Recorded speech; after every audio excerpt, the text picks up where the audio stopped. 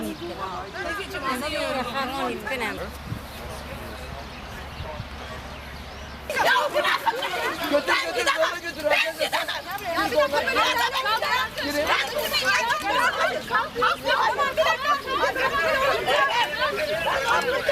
Oğlundanım. Üstündeyim. Çocuğumu bekliyorum. Hayır. Hadi. Utanın.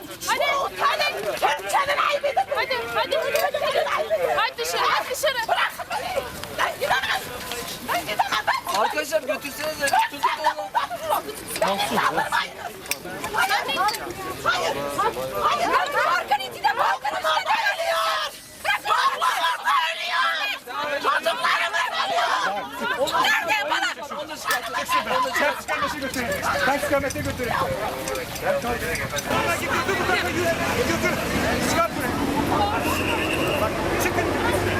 Git kenarda dur. Sakin olun.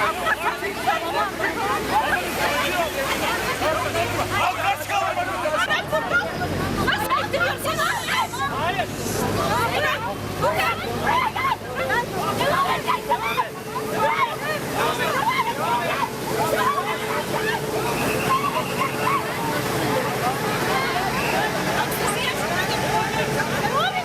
Ya Allah aşkına. Çocuklarım o şeyden çıkmayana kaçıyor.